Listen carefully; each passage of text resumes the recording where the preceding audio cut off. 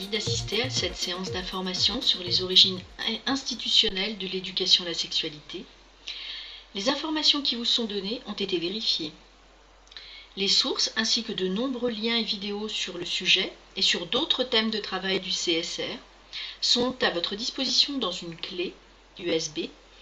Vous pourrez vous la procurer en nous contactant par mail, l'adresse est dans la rubrique Informations et contacts du site. Le contenu de la clé est le fruit de nos recherches. Vous y trouverez des adresses de sites, des vidéos, etc. Libre à vous de vous en faire votre propre opinion. Alors, avez-vous eu le temps de lire cette citation? C'est un extrait du Meilleur des mondes d'Aldous Huxley. Ce livre date de 1932 et je ne sais pas pour vous, mais pour moi, il décrit bien notre société actuelle. Je vous lis la citation. « La dictature parfaite serait une dictature qui aurait les apparences de la démocratie, une prison sans murs, dont les prisonniers ne songeraient pas à s'évader, un système d'esclavage où, grâce à la consommation et au divertissement, les esclaves auraient l'amour de leur servitude. » Alors, cette conférence qui a eu lieu le 10 mars 2020, mais que vous pouvez rattraper aujourd'hui en regardant son enregistrement sur le site, elle est basée sur un certain nombre de sources. Vous avez d'abord le site internet du collectif Pro contre EducSex. Alors ce collectif est composé de 4 associations, un avocat et 15 professionnels de santé, psy, pédopsie, pédiatres, etc. Parmi eux, vous avez Eugénie Izard, psychiatre, qui a réalisé une conférence que vous retrouvez sur internet et cette conférence a servi de trame à la conférence actuelle. Parmi ces professionnels, vous avez également Ariane Bileran, qui est psychologue clinicienne et qui a écrit un livre très intéressant, entre autres, parmi pas mal de livres qu'elle a écrits, elle a écrit un livre qui s'est vraiment centré sur le sujet et sur la déclaration des droits sexuels dont je vais parler plus tard. Ce livre s'appelle « L'imposture des droits sexuels ». Et puis vous avez les sites internet institutionnels et autres, vous avez l'Éducation nationale, vous avez Canopé, Mathilda, Légifrance, Planning familial français, le Planning familial international, IPPF, 2 sites américains que je développerai plus tard, SICUS et l'Institut Kinsey, le site de l'OMS, et 3 sites plus ou moins ludiques en lien. Onsexprime.fr, Libre de nos choix et Sexy Souci. Voilà pour les sources. Alors, pour aborder le sujet, on peut partir des interrogations qui ont eu lieu à la rentrée scolaire 2018, en gros. Vous en avez un exemple sur le site Check News du journal Libération. C'est un exemple, la conférence ne va pas s'axer sur les enfants de 0 à 4 ans. La question était, est-il vrai que l'OMS impose des cours d'éducation sexuelle avant 4 ans? La réponse complète, vous la trouverez sur leur site et également sur la clé. Un petit résumé sur cette diapositive. Des standards pour l'éducation sexuelle en Europe ont en effet été publiés en 2010, mais n'ont aucune valeur contraignante. En fait, la réponse complète est très rassurante. On va vous montrer avec cette conférence que la réalité est différente. Alors, on parle réellement pas seulement de l'éducation à la sexualité pour les tout petits, mais plus de l'éducation à la sexualité dans son sens large et dans sa finalité. Et la vidéo suivante, à mon avis, est très révélatrice. Mathilda est une plateforme vidéo éducative sur l'égalité des sexes. Elle est soutenue par le ministère de l'Éducation nationale et d'autres ministères. Elle propose des vidéos et des outils collaboratifs aux enseignants. Vous avez parmi toutes ces vidéos 2 qui sont particulièrement illustratives, sexualité et plaisir et les sexualités. Alors, cette vidéo-là, celle qu'on va vous montrer, elle est prévue pour les lycéens, donc à partir de 15 ans.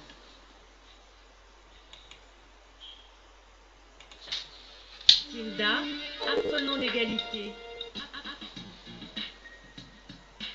Apprenons l'égalité.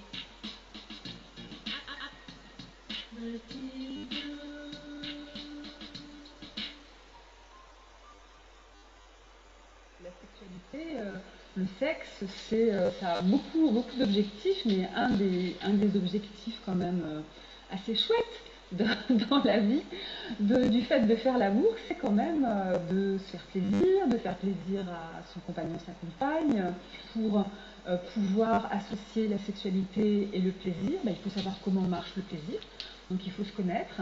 Donc ça passe aussi par des informations sur les techniques de plaisir, c'est-à-dire la masturbation, d'abord connaître son propre corps, puis connaître comment nous on jouit déjà par rapport à soi-même, comment on sait qu'on va pouvoir jouir pour que la jouissance puisse être partagée avec l'autre, savoir comment l'autre jouit, qu'il ou elle soit du même sexe ou pas, savoir comment ça marche tout simplement.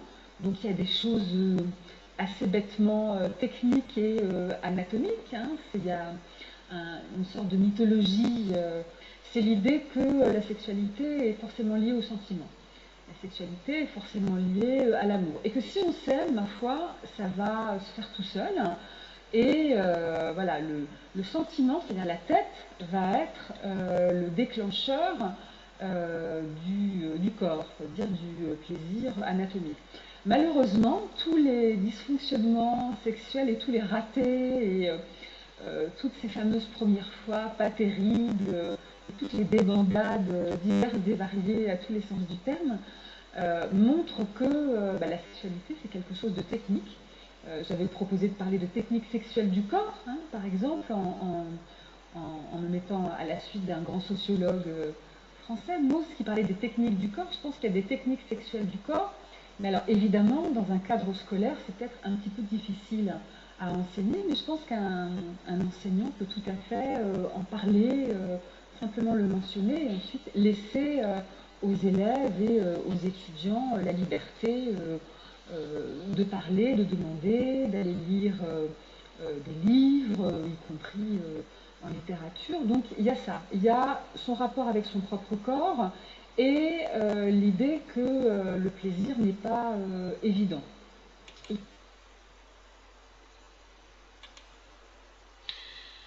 Donc pour résumer,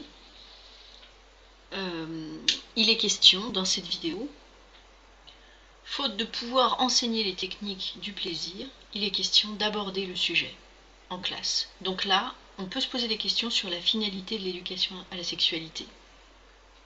Marianne Pavot n'est pas psychologue, elle est professeure en sciences du langage, elle a un profil de communicante en fait.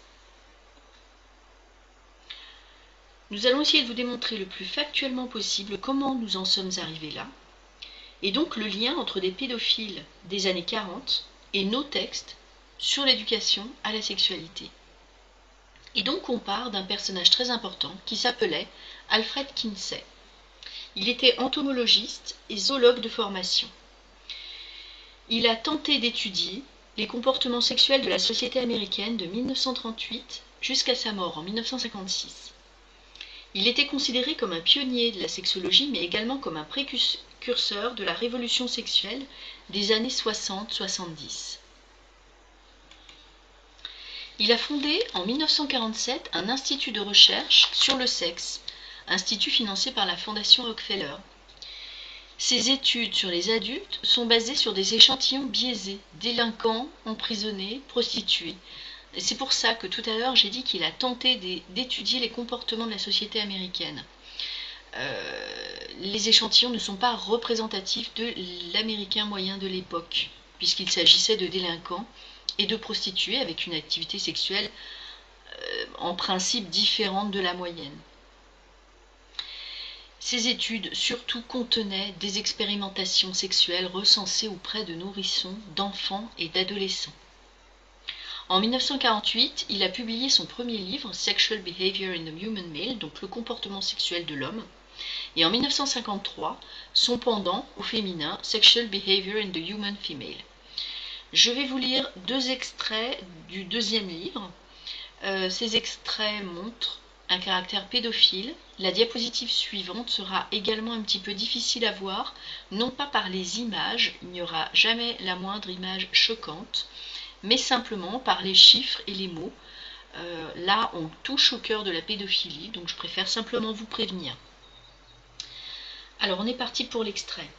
Il y a bien sûr des exemples d'adultes qui ont causé des dommages physiques à des enfants avec qui ils avaient essayé d'avoir des rapports sexuels. Mais ces cas sont minoritaires et le public devrait apprendre à distinguer les contacts graves des autres contacts avec des adultes qui, eux, ne vont pas faire de mal aux enfants, dans le cas où les parents de l'enfant ne sont pas gênés eux-mêmes d'avoir ces rapports sexuels. Nous n'avons qu'un cas de blessure occasionnée par un rapport sexuel et quelques exemples de saignement vaginal, qui cependant ne semblaient pas préjudiciables du tout. Un deuxième extrait. Il est difficile de comprendre pourquoi un enfant, à l'exception de son conditionnement culturel, devrait être perturbé par le toucher de ses organes génitaux, ou perturbé encore plus par des contacts sexuels spécifiques. Les contacts adultes sont une source de plaisir pour certains enfants, et parfois peuvent éveiller l'enfant érotiquement. Voilà, c'était pour vous camper le personnage.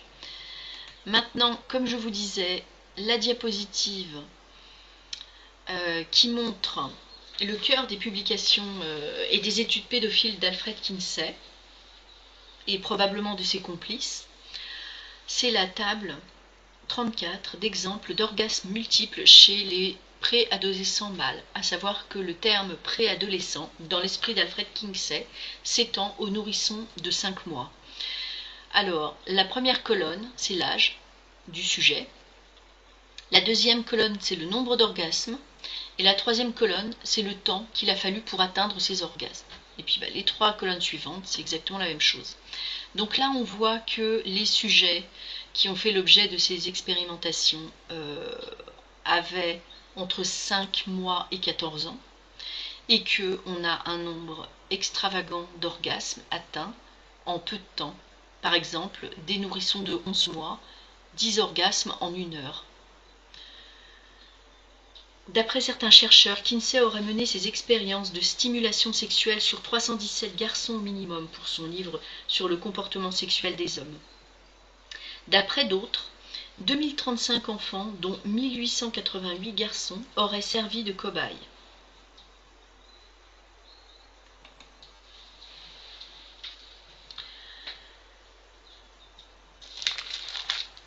C'est à l'université de l'Indiana que Kinsey fonde son institut de recherche. Et dans les années 60, les disciples de Kinsey s'implantent dans les comités universitaires. L'institut dispose d'une importante bibliothèque et de l'une des plus grosses bases de données sur ces questions. Il contribue à former des chercheurs, organise des colloques et soutient de nombreux travaux et publications. Il a été reconnu d'utilité publique par l'ONU, et l'ONU lui a accordé en 2014 un statut consultatif spécial au sein du Conseil économique et social. Et l'Institut Kinsey est encore actif de nos jours. Et si on va sur leur site et qu'on va dans leur statut, on voit qu'ils sont particulièrement ambitieux. On lit « La mission de l'Institut Kinsey est de promouvoir l'étude de la sexualité humaine, tant sur le plan de la santé qu'au niveau des savoirs, et ce à un niveau mondial. » Alors, après l'Institut Kinsey, on va parler d'un autre institut très important qui s'appelle SICUS. Alors, SICUS est un acronyme anglais pour dire Conseil sur l'information et l'éducation sexuelle aux États-Unis. SICUS a été créé en 1964 avec l'aide financière de Hugh Hefner, le patron de Playboy. Playboy, à l'époque, a fait plusieurs financements vers la recherche en matière de sexualité, de pornographie ou d'éducation à la sexualité. On est dans les années 60. SICUS est reconnu comme la voie institutionnelle de l'éducation à la sexualité et de toute la recherche sur la sexualité, alors que Kinsey est plus une voie scientifique. Alors, quel lien entre Kinsey et SICUS? On en a plusieurs. SICUS se réfère aux recherches aux travaux des chercheurs du Kinsey Institute. On les retrouve cités en référence dans plusieurs documents. Sur la clé, vous aurez un exemple. Dans un document qui s'appelle Boîte à outils, en page 57, vous avez un chapitre Contraception, grossesse et avortement, exemple d'activité pour les enfants de plus de 10 ans. Vous avez Kinsey qui est cité en source, mais ça c'est un exemple parmi tant d'autres. L'exemple le plus frappant, c'est Wardle Pomeroy, dont vous voyez la photo. Wardell Pomeroy a écrit avec Kinsey les livres dont on vient de parler, Sexual Behavior of the Human Male, Female. Et il faisait également partie du bureau fondateur de SICUS. Donc là, on a un lien très fort. Je vous cite Wardell Pomeroy. Il est temps de reconnaître que l'inceste n'est pas nécessairement une perversion ou une forme de maladie mentale, mais qu'il peut être parfois bénéfique. Cette citation, vous la retrouvez dans Le Monde dimanche du 20 septembre 81. Donc là, on a clairement encore affaire à quelqu'un de complaisant vis-à-vis de l'inceste et en lien très net avec Kinsey qui lui-même était pédophile. Alors l'Institut SICUS a lancé des lignes directives pour l'éducation à la sexualité complète. C'est un genre de guide qui donne clairement les notions à aborder aux enfants par tranche d'âge. Ce qui peut sembler intéressant, effectivement, de se dire, bon ben voilà, on a besoin quand même d'une trame scientifique. Le souci, c'est que ces directives donnent par exemple pour consigne d'expliquer aux enfants de 5 à 8 ans la masturbation, la pénétration vaginale, l'accouchement par voie vaginale ou césarienne. Donc ces lignes directrices, ces guidelines, vous pourrez les retrouver sur le site de SICUS, elles sont encore tout à fait accessibles. Et puis on vous dit également, il y a différentes sortes de familles. Les enfants peuvent vivre avec un ou plusieurs parents ou soignants, biologiques, adoptifs, grands-parents, amis ou autres combinaisons d'adultes. A noter que SICUS a obtenu le même statut que Kinsey auprès de l'ONU en 2012.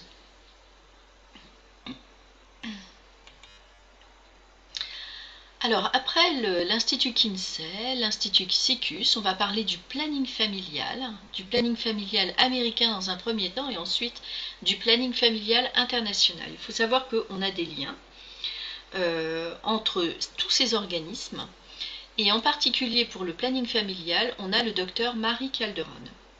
Elle a d'abord dirigé le planning familial américain en 1953 et ensuite elle a dirigé SICUS de 1964, donc sa création, jusqu'en 1982.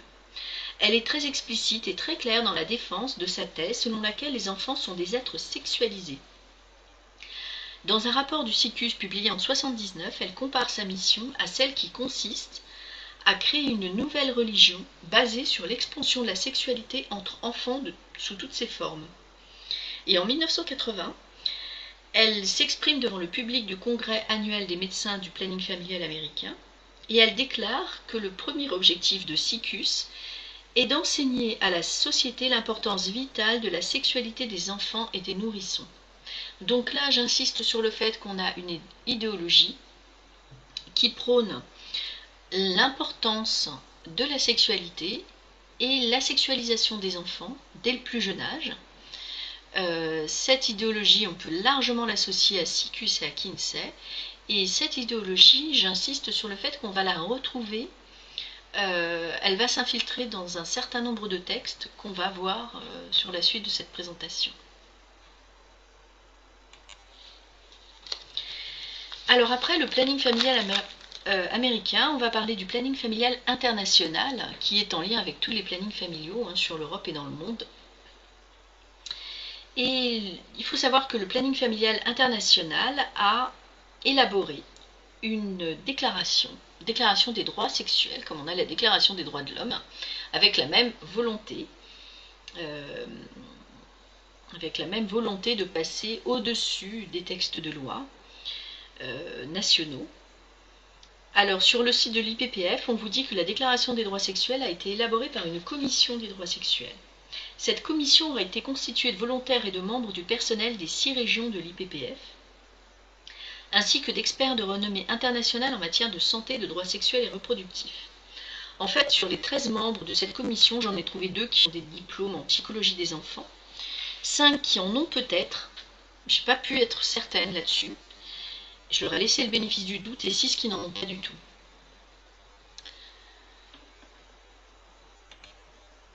Alors, cette déclaration des droits sexuels, elle est largement décryptée dans le livre d'Ariane Billeran, que je vous conseille fortement. Mais son décryptage, on peut le résumer sur cette conférence. avec déjà une première notion, qui est celle de la protection des mineurs. Elle n'apparaît pas clairement dans le texte, c'est-à-dire qu'on ne parle jamais de l'enfant, de l'adulte, de l'adolescent, on ne parle toujours que de la personne. Ce terme personne est constamment employé pour tous les droits sexuels. En fait, on évacue la minorité sexuelle et la protection de l'enfant va dépendre de sa capacité évolutive et de sa maturité. On vous dit que le concept de la capacité évolutive de l'enfant est à la charnière de deux notions. La première notion, c'est le fait que l'enfant est acteur de sa vie et qu'il a le droit au respect en tant que citoyen et une personne de plus en plus autonome. Et la deuxième notion, c'est le fait que l'enfant, du fait même de sa vulnérabilité, a le droit d'être protégé. Et donc on vous dit que finalement, cette capacité évolutive, c'est la charnière entre les deux. La protection va diminuer au profit de l'autonomie, en gros. Et puis, on va associer cette notion de capacité évolutive à un principe de non-discrimination. Et cette volonté de non-discrimination, elle laisse la porte ouverte au pire. Pourquoi ? On comprend bien que la non-discrimination est une valeur importante dans pas mal de domaines, sauf que là, elle inclut la notion de l'âge. Donc, on ne discrimine pas les personnes, on évite toute préférence, distinction, exclusion ou restriction fondée sur le sexe, soit le genre, l'identité de genre, l'orientation sexuelle, mais aussi l'âge. C'est-à-dire que là, toutes les personnes seront traitées de la même façon qu'elles aient 2 ans ou qu'elles en aient 77. C'est le principe de non-discrimination. Et enfin, il n'est jamais question de lutte contre la pédophilie, la pédocriminalité ou l'inceste. On ne retrouve jamais ces mots dans la Déclaration des droits sexuels du planning familial international. Alors on va voir la concrétisation de tout ça. D'abord dans quelques principes. Vous avez d'abord le principe 4. La sexualité et le plaisir qui en découle sont au cœur de la vie de tout être humain, qu'il choisisse ou non de se reproduire. Alors ce principe 4, personnellement je ne le remets pas en cause, chacun son point de vue à son sujet. Simplement, il rappelle énormément les propos de Marie Calderon et son idéologie, de mettre la sexualité au cœur de tout, et surtout de sexualiser les enfants, en tout cas de dire qu'ils sont sexuels et que leur sexualité doit être développée dès le plus jeune âge. Donc là, voilà, je fais simplement un lien entre Marie Calderon et ce principe. Et puis là, on va commencer avec un certain nombre d'articles qui vous associent cette notion de capacité évolutive, de non-discrimination et de sexualité.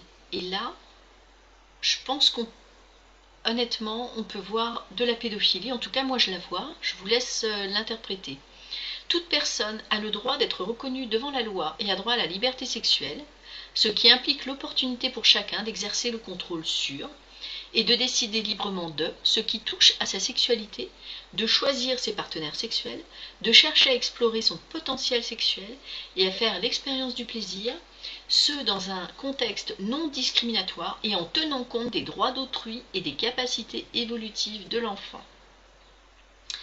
Alors, ce mot, cette fin de phrase, des capacités évolutives de l'enfant, si on n'a pas compris ce que veut dire ce concept, eh bien on est un peu perdu parce que là, toute personne a le droit d'explorer le sexe, de choisir son partenaire en tenant compte des capacités évolutives de l'enfant. Eh bien en fait, ça veut dire que tout enfant, selon sa capacité évolutive, a le droit d'explorer le sexe, d'explorer son potentiel, de choisir ses partenaires sexuels. Dans un contexte non discriminatoire, c'est-à-dire on ne fait absolument aucune distinction d'âge. Voilà, quel que soit son âge, l'enfant, s'il est assez mature, peut explorer son potentiel sexuel, faire l'expérience du plaisir, choisir ses partenaires sexuels. Donc voilà pour l'article 5, on en a plusieurs autres qui sont dans la même veine. L'article 8, toute personne a le droit de s'engager librement et avec son plein consentement dans le mariage ou toute autre modalité de couple civil disponible à tout un chacun, dans un contexte non discriminatoire et en tenant pleinement compte des capacités évolutives de l'enfant. Donc l'enfant a le droit de se marier, quel que soit son âge, selon sa capacité évolutive.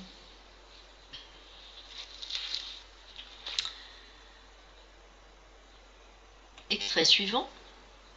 Après le mariage, toute personne a droit aux conseils et services relatifs à la reproduction, l'infécondité, l'interruption de grossesse, indépendamment de sa situation familiale, dans un contexte non discriminatoire et en tenant compte des capacités évolutives de l'enfant. Donc on est toujours sur la même notion. L'enfant a le droit à explorer le sexe, choisir ses partenaires, se marier, et il a droit aux conseils et services liés à la reproduction et à la fécondité. Voilà pour cette déclaration des droits sexuels. Elle est disponible dans plusieurs langues. Vous la retrouvez sur le site de l'IPPF et puis vous la retrouvez surtout décryptée par le docteur Billeran. Alors maintenant, donc, après avoir vu cette déclaration des droits sexuels qui a été élaborée en 2008, on va parler des standards pour l'éducation sexuelle en Europe, élaborés cette fois par l'OMS en 2010. Ils ont été publiés et édités pour servir de guide aux enseignements en éducation à la sexualité en Europe. Donc c'était finalement le besoin d'avoir une trame et de savoir quelle tranche d'âge, enfin quelle notion on allait aborder par tranche d'âge, un petit peu à l'instar des guidelines de SICUS, des principes directeurs avec ces notions un petit peu inquiétantes sur ce qu'on pouvait dire aux enfants de 5 à 8 ans. Et bien là, l'OMS s'y met à son tour et publie quelque chose qui devrait servir de guide à tous les enseignants sur l'Europe. À noter que parmi les rédacteurs de ces standards, on a 2 membres du planning familial international. Donc le lien, il est très net entre les deux. On va en trouver d'autres, des liens d'ailleurs. D'abord, on a des informations intéressantes en page 21 en particulier. On vous dit: la sexualité est une composante centrale de l'être humain. Tous les individus sont nés sexués et doivent développer leur potentiel sexuel d'une manière ou d'une autre. Alors là encore, c'est une idéologie sur laquelle je ne veux pas discuter. C'est un principe. Je veux simplement vous le montrer, comme je vous ai montré le même principe dans la Déclaration des droits sexuels, et ça nous remonte à l'idéologie du docteur Marie Calderon. On est sur la même idée, la sexualisation des enfants au plus tôt et le sexe au centre de tout. On a vraiment ces 2 idées-là qu'on retrouve depuis Marie Calderon jusqu'à nos standards pour l'éducation sexuelle, et on va les retrouver encore derrière. Et puis encore, pour faire le lien entre la Déclaration des droits sexuels et les standards de l'OMS, en page 21, à un moment donné, on cite clairement la déclaration de l'IPPF. On vous dit: les droits sexuels en tant que droits humains relatifs à la sexualité forment un autre cadre de référence qui englobe le droit de tous à l'éducation sexuelle. À l'article 8 de la déclaration de l'IPPF, on lit, etc., etc. Donc voilà, c'était pour faire le lien entre les deux. Alors 2 notions un petit peu inquiétantes quand même, avant d'aborder cette matrice, c'est-à-dire ces guides qui disent quelles notions aborder à quel âge. D'abord en page 22, pour parler de l'éducation sexuelle, on vous dit qu'idéalement les différents sujets sont introduits avant que l'enfant arrive au stade correspondant de développement. Donc là, c'est une notion qui ne m'aurait pas particulièrement choquée en tant que non professionnel de santé. Par contre, les psychologues s'insurgent contre ça. Pour Ariane Billeran, cette éducation sexuelle est transgressive et traumatique puisque l'enfant n'est pas prêt à recevoir l'information. Et en page 29, l'éducation sexuelle est interactive et participative. L'échange interactif entre enseignants, éducateurs, concepteurs de programmes d'une part et élèves de l'autre doit se faire à différents niveaux.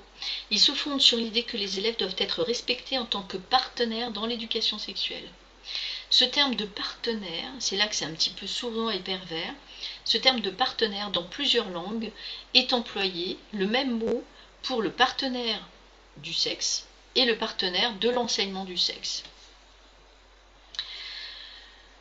Voilà, donc là on arrive à notre matrice.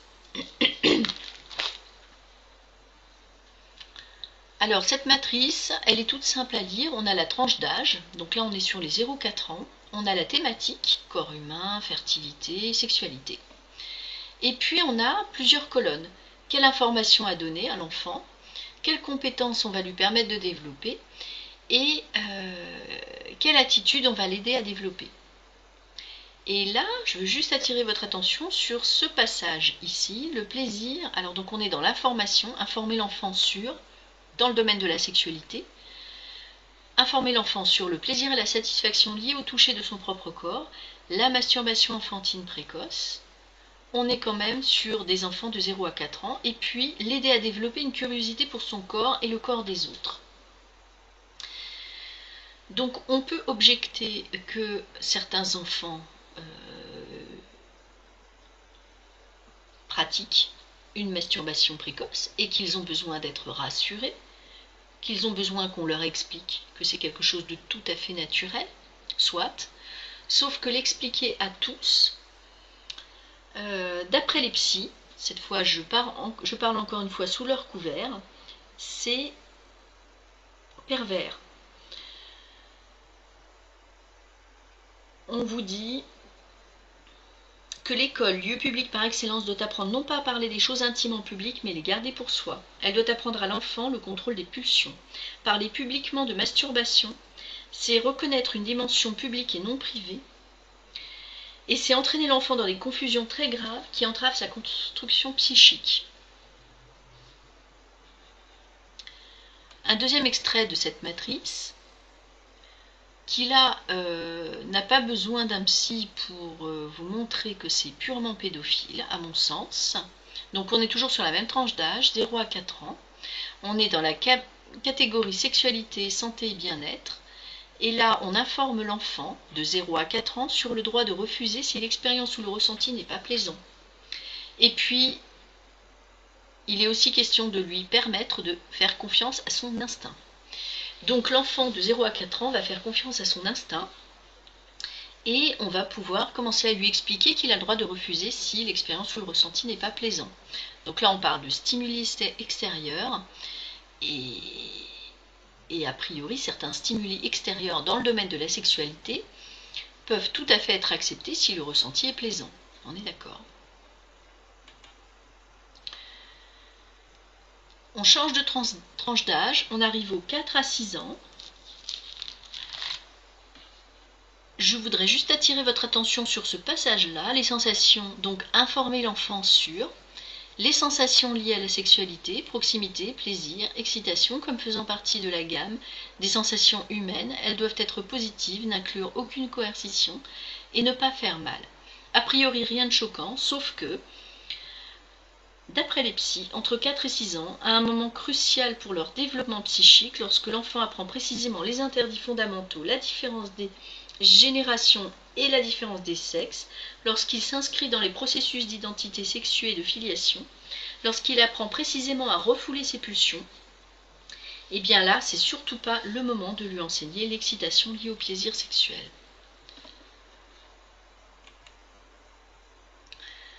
Toujours dans les 4 à 6 ans, on retrouve cette même phrase purement pédophile, le droit de refuser si l'expérience ou le ressenti n'est pas plaisant. Enfin, dernière tranche d'âge, même si la matrice s'étend au-delà, on a, pour les 6 à 9 ans, la compétence que l'enfant peut développer, accepter son propre besoin d'intimité, celui des autres, apprendre à composer avec le sexe dans les médias, utiliser le langage sexuel de manière non agressive. Alors là encore quelque chose qui a priori ne m'aurait pas choqué en tant que profane, sauf que les psys nous disent que cette période de 6 à 9 ans est une période de latence selon la psychologie de l'enfant, où précisément le sexuel infantile n'est plus du tout en questionnement. Il est donc particulièrement effractif pour le psychisme infantile qu'ait lieu ces apprentissages de type pédophile. C'est une intrusion de la sexualité adulte par les mots et autres supports dits pédagogiques dans le parcours éducatif de l'enfant. Alors, voilà pour les standards de l'OMS. Qu'est-ce qui s'est passé en France? On a eu la Déclaration des droits sexuels en 2008, on a eu les standards de l'OMS en 2010. Les textes français avant tous ces textes internationaux étaient relativement protecteurs. À partir des années 2000, on a le principe d'une éducation à la sexualité en milieu scolaire. Et donc notre première période, avant tous ces textes, ça nous donne une loi de 2001 qui pose une information et une éducation à la sexualité qui devra être dispensée dans les écoles, collèges, lycées à raison d'au moins 3 séances annuelles et par groupe d'âge homogène. Et puis en 2003, une circulaire qui centre sa démarche sur une politique nationale de prévention et de réduction des risques, grossesse non précoce, non désirée, maladies vénériennes, etc., légitimée par la protection des jeunes vis-à-vis des violences ou de l'exploitation sexuelle, pornographie, ou encore par la lutte contre les préjugés sexistes ou homophobes. Donc on est sur une première période, à mon sens, protectrice vis-à-vis des enfants. Et puis, ensuite, sont passés par là la Déclaration des droits sexuels et les standards de l'OMS, et là, on change. On change complètement de paradigme. On a d'abord la signature en 2013 d'un partenariat conventionnel interministériel pour l'éducation à la sexualité. Donc ce partenariat concerne les ministères de l'Éducation nationale, des droits des femmes, travail, emploi et agriculture. Et donc pose l'idée de former tous les éducateurs et enseignants du premier et du second degré à ces enseignements. Et propose le développement d'outils de mise en œuvre, notamment pour l'école primaire. Donc ça, c'est en 2013. En 2016, 3 ans plus tard, on a le rapport du Haut Conseil à l'égalité hommes-femmes. Ce texte, qu'on retrouve encore sur Internet, s'appuie sur les recommandations des instances onusiennes, OMS, etc., et appelle les pouvoirs publics à adopter de manière urgente un plan national d'action pour l'éducation à la sexualité dès le plus jeune âge. Ça devient à nouveau urgent et c'est pour les tout-petits. Et on vous dit, dans ce rapport du Haut Conseil, qu'il est temps de changer de paradigme et de parler d'une sexualité synonyme de plaisir et d'épanouissement personnel. Et ça, c'était purement les idées de Marie Calderon. Elle considérait que l'éducation à la sexualité était beaucoup trop orientée sur les aspects négatifs du sexe. Et enfin, en 2017, le gouvernement français va lancer un nouveau programme d'éducation à la sexualité qui se veut intégrer dans les objectifs prioritaires du parcours éducatif de santé pour tous les niveaux scolaires de la maternelle au lycée. Donc voilà ce qui était prévu, sauf que il y a eu un certain soulèvement. Et en fait, on ne va plus en voir grand-chose maintenant. On voit que l'Académie de Grenoble a mis en place et retiré des programmes d'éducation sexuelle pour les grandes sections de maternelle. Alors on le voit encore à l'état de trace sur certains sites. Donc là, par exemple, vous avez les infos qui ont été bloquées sur Wanted Pédo. C'est un site qui dénonce énormément la pédophilie. Un site qui vous montre cette page-là, qui vous parle des programmes de l'éducation sexuelle, enfin de l'éducation nationale pour la maternelle, pour la grande section, et puis qui le dénonce, bon, avec voilà, leur façon de parler à eux. Et par contre, si on clique sur tous ces liens, on ne trouve plus rien, on est sur des erreurs 404, des liens qui n'existent plus, puisque tout a été retiré. Par contre, le site Pro contre EduxSex référence un certain nombre de témoignages anonymisés. Cette éducation à la sexualité pour les classes, pour les tout-petits, elle a été mise en œuvre, ça c'est certain. Des enfants en ont témoigné et des psychologues se sont insurgés et ensuite un certain nombre de choses ont été retirées. Mais bon, on a une série de traces. Le partenariat dont je parlais sur la diapositive précédente a été retiré. Par contre, le rapport du Haut Conseil y fait référence. Donc on sait qu'il y a eu des choses mises en place et des choses qui ont été ensuite retirées. Donc voilà, le site de l'éducation maintenant, le site de l'éducation nationale laisse très peu transparaître cette gouvernance pédophile. D'abord, il y est dit maintenant qu'il n'est pas question de faire de l'éducation à la sexualité avant 6 ans. Et il prévoit en primaire une éducation sexuelle non intrusive. Par contre, les programmes en primaire ne sont pas précis. C'est laissé à l'appréciation des professeurs des écoles. Et pour les collèges, lycées, on a des fiches techniques qui prônent le respect, la tolérance, l'égalité homme-femme et les stéréotypes et identités de genre. Sur la clé, vous avez des exemples de ces fiches techniques, si ça vous intéresse. Vous les retrouvez également en lien si vous cherchez sur education.gouv.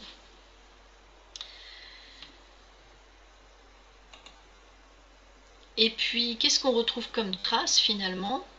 On a le réseau Canopé qui, un petit peu comme Mathilda, édite des ressources pédagogiques transmédia pour la communauté éducative. Il est placé sous tutelle du ministère de l'Éducation nationale. Et en 2008, ce site annonçait que les standards pour l'éducation sexuelle de l'OMS répondent à la demande des adultes intervenants et qui expriment régulièrement leur besoin de disposer d'un référentiel sur les connaissances. Donc en fait, en 2008, le réseau Canopé considérait que les textes de l'OMS proposent un cahier des charges pour une éducation à la sexualité avec un cadre et des exigences de base. On ne retrouve plus ces informations sur le réseau Canopé, ça a été retiré. Par contre, on a toujours sur la plateforme Mathilda nos 2 vidéos qui prônent clairement l'apprentissage du plaisir sexuel à l'école et dont je vous ai montré un extrait tout à l'heure avec Marianne Pavot. Et puis on a un certain nombre de sites internet plus ou moins ludiques à l'attention des adolescents. On a d'abord le site On s'exprime. Il est recommandé par le plan de stratégie nationale de santé sexuelle. Il a été développé par l'Agence nationale de santé publique. Je vous invite à aller surfer sur ce site. Son contenu pose de nombreuses questions. On peut y trouver pour des collégiens, donc à partir de la 5e, 12 ans, des descriptions détaillées des 6 positions de pénétration vaginale, les 7 positions de pénétration anale et les 3 positions de sexe oral. On retrouve des commentaires d'enfants et d'ados mélangés avec des témoignages d'adultes. En fait, on incite les ados à raconter leur première fois. Et puis on a des descriptions très explicites de la pornographie avec des dessins ludiques. Et on a un community manager, donc quelqu'un qui régule les commentaires, qui laisse passer tout. Commentaires enfants, adultes, des plus crus, on n'a aucun problème avec ça. Par contre, quand il y a des parents qui s'insurgent, là, ça bloque. Ariane Bileran développe énormément dans son livre sur l'imposture des droits sexuels. Elle parle beaucoup de ce site. Et puis, je vous laisse vraiment le regarder, ce site, et vous faire votre propre idée. Et puis, un autre site, Libre de nos choix, qui dépend du planning familial, qui parle d'éducation à la sexualité, entre autres, et puis des différentes identités de genre et d'orientation sexuelle. Je suis allée sur 2 périodes sur leur menu Nos revendications pour trouver finalement un petit peu leur ADN. À quoi sert ce site? Il y a quelques semaines, vous aviez ça. L'accès aux droits sexuels fondamentaux ne peut se faire sans une éducation à la sexualité dès le plus jeune âge. C'est un enjeu majeur et central. La santé sexuelle globale doit être un enjeu central de ces prochaines présidentielles. Alors, ces déclarations, là encore, elles m'intéressent parce qu'elles ressemblent comme 2 gouttes d'eau à la volonté de Marie Calderon dans les années 70, à SICUS, à la Déclaration des droits sexuels, aux standards de l'OMS. On retrouve encore cette notion de l'enfant dont la sexualité doit être développée très très tôt et d'une sexualité qui doit être centrale, qui est très très importante. Alors ce menu, nos revendications, a été changé. Maintenant on a la capture d'écran que vous avez juste au-dessus avec un certain nombre de thématiques. Quand on clique sur les liens utiles du premier site, Libre de nos choix, on tombe sur un autre site, Sexy Souci. Sexy Souci se présente comme un collectif féministe engagé pour la santé sexuelle et la réduction des risques. Il semble s'adresser aux ados. On a aussi des vidéos produites par France TV depuis 2018. Alors en fait, c'est vrai qu'on ne voit rien de particulier. C'est un site qui dédramatise un certain nombre de choses par rapport à la sexualité, qui s'adresse aux ados. Moi, ce qui m'interpelle sur ce site, c'est le logo. Le logo qui est quand même très très coloré. On a l'impression, vu de loin, qu'on s'adresse aux tout petits. Mais quand on y regarde de près, eh bien, on voit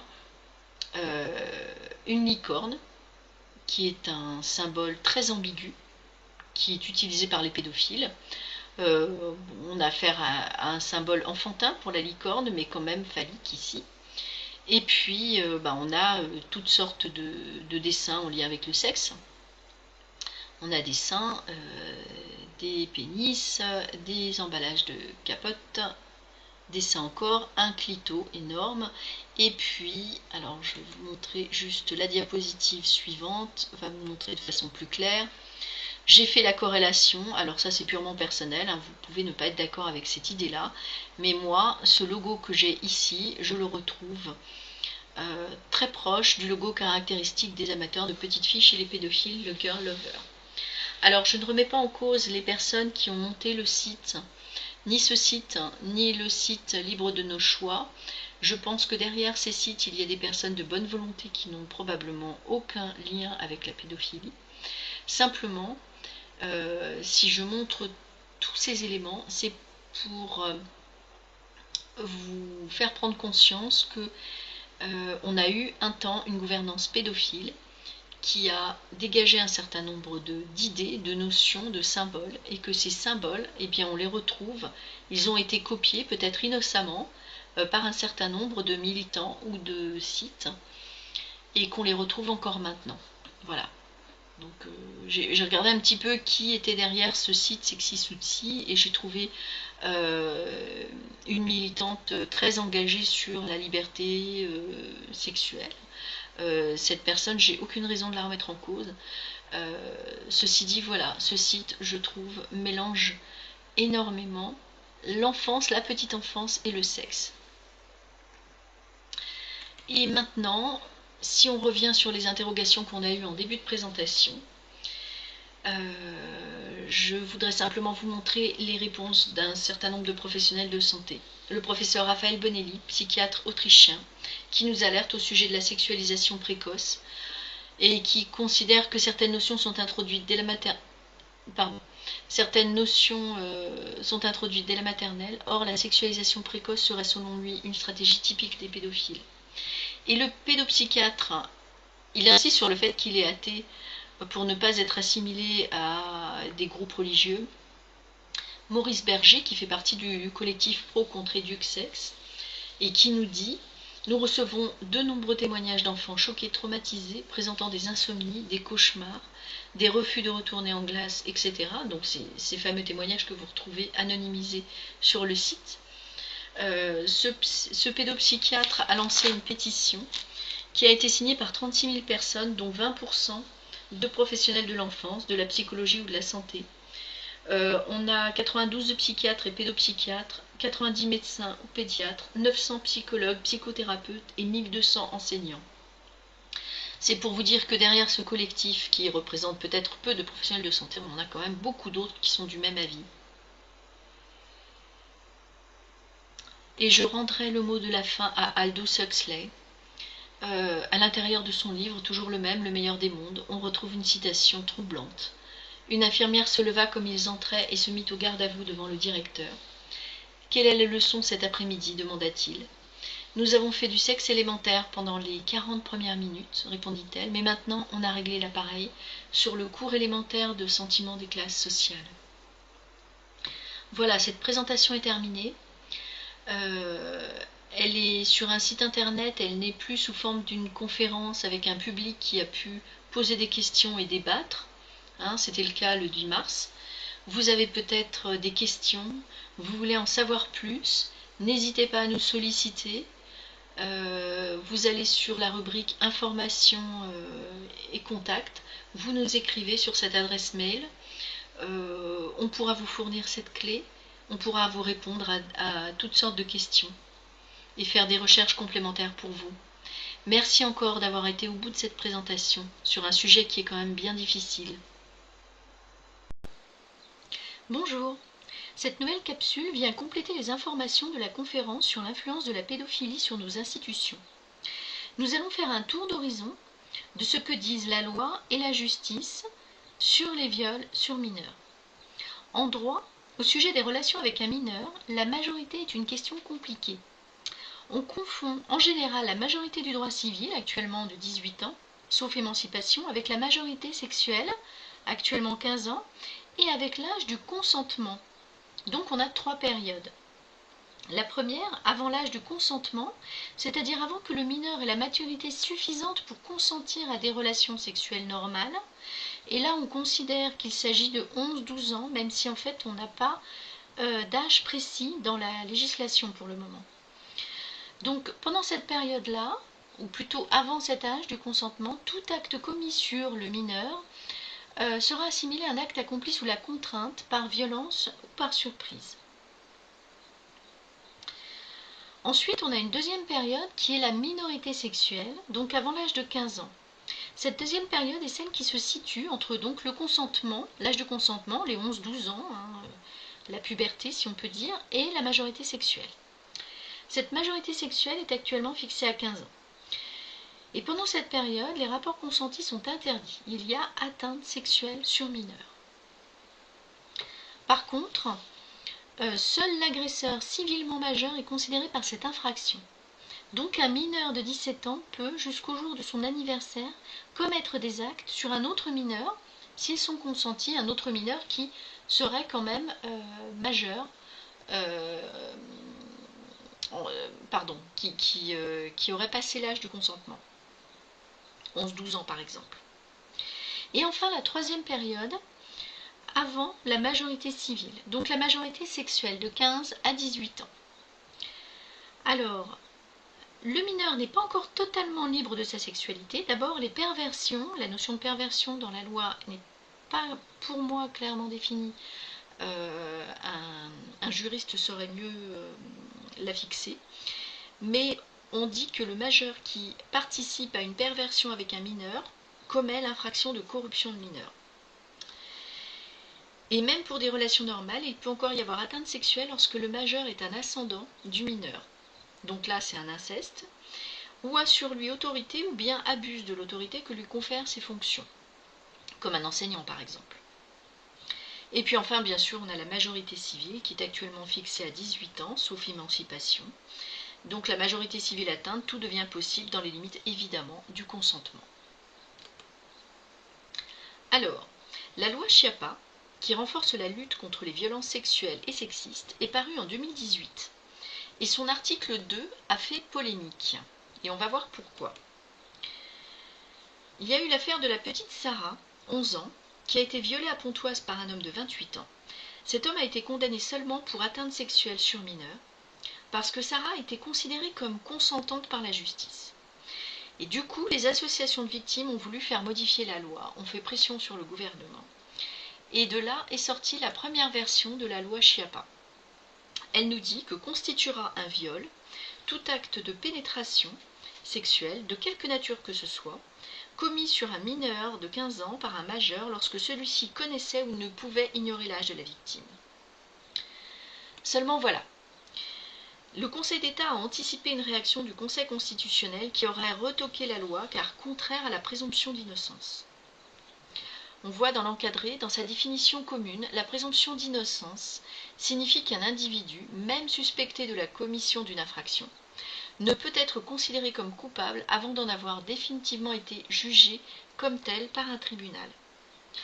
Donc la loi Schiappa, dans sa version initiale, aurait été contraire à cette présomption d'innocence selon le Conseil d'État. Elle n'est même pas passée devant le Conseil constitutionnel. La loi Schiappa a donc été modifiée. Elle met en place un nouveau délit, celui d'atteinte sexuelle aggravée avec prison et avec 150 000 € d'amende. Mais ça reste un délit et non un crime. Donc on a une différence symbolique et une peine moins lourde. Cette loi introduit la notion de discernement ou d'abus de vulnérabilité en ce qui concerne les viols sur mineurs.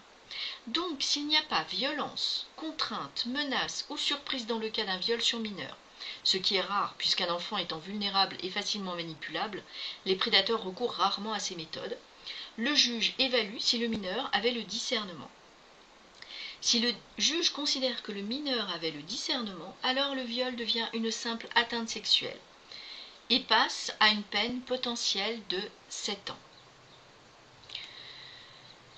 Et c'est ce qui est arrivé très vite avec des cas comme cette mineure de 14 ans violée par plusieurs pompiers alors qu'elle était en plus en état de vulnérabilité et dont la procédure a été requalifiée en atteinte sexuelle. Ou alors la petite de Roubaix, 12 ans. Dont voilà, 2 requalifications qui sont survenues juste après la loi Schiappa, en 2018, à la rentrée en fait. Donc ce nouveau texte, soit par maladresse et suite à un mauvais concours de circonstances, soit par calcul, va encore faciliter la minimisation des faits et va avoir pour effet de démultiplier les situations telles que celle de la petite Sarah. Alors pour compléter, je voudrais vous lire un extrait de la déclaration de la députée UDI Sophie Acconi à l'occasion de la procédure de contrôle de la loi Schiappa à l'Assemblée nationale. Chaque année, 130 000 filles et 35 000 garçons sont victimes de viols et de tentatives de viol. 4% portent plainte. 0,3% des viols sur mineurs sont jugés aux assises. En 10 ans, les condamnations pour viol ont chuté de 40%. Et on le voit sur ce graphique, en 1996, la lutte contre la pédophilie est devenue une priorité pour l'État, avec une opinion publique très marquée par l'affaire Dutroux en Belgique, et donc une augmentation des condamnations dans cette période. Puis le procès en appel de l'affaire Dutroux a infléchi cette courbe. Pour mémoire, l'accusation s'est rétractée, les accusés sont acquittés et reçoivent les excuses du gouvernement. Cette chute des condamnations ne signifie pas que les plaintes ont diminué. En fait, au contraire, elles augmentent constamment. On le voit dans ce bilan de l'État 4001. Alors, l'État 4001 recense les faits portés à la connaissance des autorités de police et de gendarmerie et qualifiés de délits et de crimes. Donc, en fait, ce sont les plaintes déposées par les victimes. Donc voilà, en description, vous retrouverez un certain nombre de liens si vous souhaitez explorer le sujet. N'hésitez pas à commenter et à partager. Et merci.